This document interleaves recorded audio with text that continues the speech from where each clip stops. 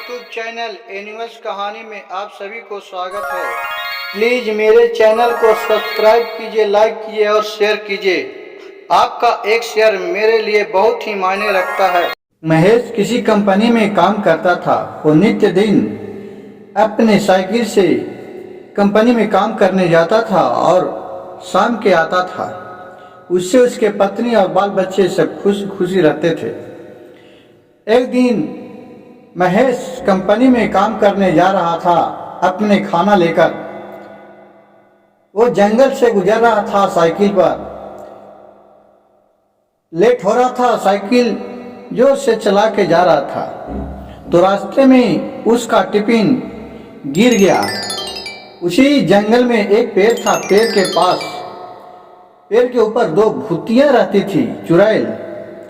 वो चुड़ैल देखा कि वाह, ये टिफिन गिरा हुआ है। वो टिफिन चुड़ैल वहां से नीचे आई और उठाकर ले गई। एक भूतिया ने बोली, क्या रे बहन, क्या खास हमारे लिए यह पेड़ के नीचे टिफिन है? इसमें क्या है?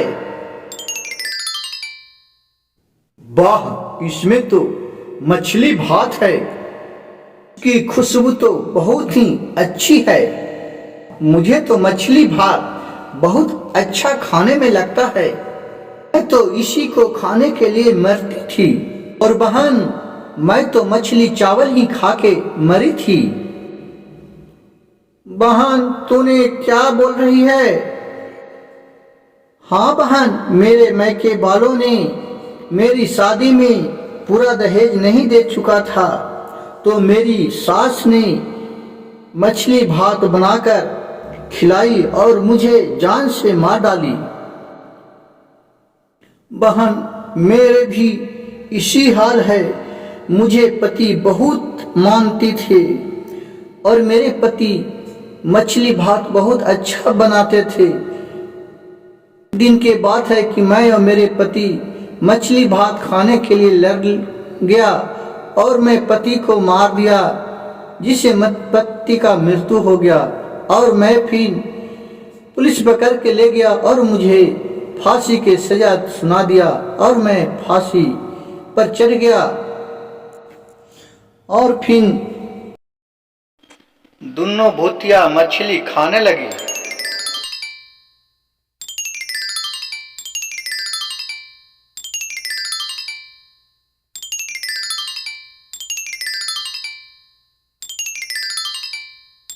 अच्छा लग रहा है। एक भूतिया ने बोली दूसरी भूतिया से, बहन, तुम्हारे पति इस वक्त कहाँ होगा? बहन, होगा इसी किसी जंगल में। और कहाँ होगा? इसी जंगल में कहूँ भटक रहा होगा। खाना खाकर दोनों कहा किया, अबे जो बनाया है उसके घर चलते हैं। एक तो मछली भात हम लोग को खिलाएगा। हमको तो मछली भात बहुत अच्छा लगता है। और फिर टिफिन को भूतिया ने सूंघा, जिससे उसका घर का पता चल गया। और फिर उड़ते हुए दोनों भूतिया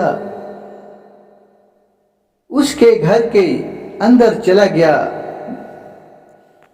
महेश के पत्नी सुनीता उस समय खाना बनाने के लिए जा रही थी तो दोनों भूतिया वहां जाकर बोली, आज तो क्या खाना बना रही हो?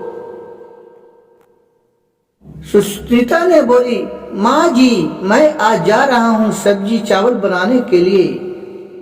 नहीं नहीं, तुम मछली भात बनाओ, नहीं तो मैं तुझे मार डालूंगा। और फिर इधर घूम के देखा तो देख रहा है ये दोनों भूतिया है। अब इससे सुनीता बहुत डर गई। हा, तू कौन है बहन? तू कौन है? लग रहा है कि आत्मा है। हाँ हाँ, मैं आत्मा हूँ। अगर तूने मुझे मछली भात नहीं खिलाया तो मैं तुझे मार डालूंगा। नहीं नहीं नहीं, मैं तुझे मछली भात खिलाऊंगा। ठीक है, तुम मुझे मछली भात खिलाओ, मैं 2-4 दिन यहाँ रहूंगा और मैं फिर चला जाऊंगा। इसके बदले में तुम्हें बहुत सा मैं उपहार दूंगा। सुनीता मछली भात बनाई और परस के दी और दोनों भूतिया वहां बैठ के 4 दिन आराम से दोनों खाकर पूरा खुश हो गई। तो फिर अमावस्या के दिन आया और भूतिया जाने लगा। बोली, सुनीता तूने तो मेरे को मन खुश कर दिया है मछली भात खिला कर। अब तुम्हें लो उपहार में मैं देता हूं।